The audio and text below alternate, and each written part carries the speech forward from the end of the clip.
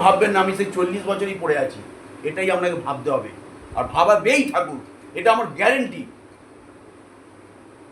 এই যে আচার্য দাদার জন্মদিন গেল, মা গিয়েছিল, উনি বলছেন, আমি বলছি না, আপনি দেখেছেন, উনি বলছেন কত বুড়োরা গেছে এইখান থেকে, দেওঘর বুড়োরা গেছে ইয়ংয়ের থেকে। তার মানে তারা কত করেছে ঠাকুরকে, তবে সে সেই বট গাছটাকে বাঁচিয়ে রাখছে এখনো। ঠাকুর দয়া করছে, কি বলছেন বলুন তো? বলছে ওই স্টিভি দিয়ে আমি তো পাচ্ছি, তাহলে আমি ওকে বাঁচিয়ে রাখবো। ও যদি গাড়ির তলায় চলে যায়, আমি ওকে হাত ধরে টেনে বার করে দেবো। ওই যে বলছে দাঁড়িয়ে আছে পইতে পড়ে, মানে কি ওই স্টিভি করে, ও আমাকে দেয় যে ছাই দিয়ে করুক, আর মানকচু দিয়ে করুক, আর জল দিয়ে করুক, আর অর্ঘ দিয়ে করুক। ও আমাকে স্টিভি দিয়ে আমাকে বাঁচায়।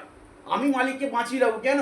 আমি মাস গেলে মাইনেটুকু পাবো, পেলে কি হবে, আমার সংসারে ছেলে পুলে মেয়ে শ্বশুর শাশুড়ি খাবে, ডান হাতটা উঠবে। তবে আমি মালিককে বাঁচিয়ে রাখবো, মালিকের অসৎ করবো না, মালিকের চুরি করবো না, মালিকের টাইমে কাজে যাবো, মালিক যেটা বলছে সেটা শুনবো। কেন?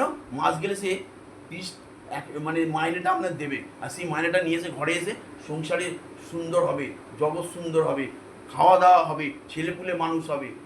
তাহলে মালিককে আমি বাঁচিয়ে রাখবো। আর মালিককে যদি আমি বাঁচিয়ে রাখতে পারি, মালিক আমাকে বাঁচাবে। আর মালিককে যদি ফাঁকি দিই, আমি ফাঁকিতে পড়বো।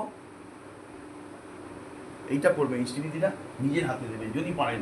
এটা আমার কথা নেবেন না, যদি আপনার মনে হয় নেবেন, এইটুকু আমি বললাম, এতে আপনার ভালো হবে। আমি এখানে ভালোর জন্য এসেছি, খারাপের জন্য কিন্তু আসেনি।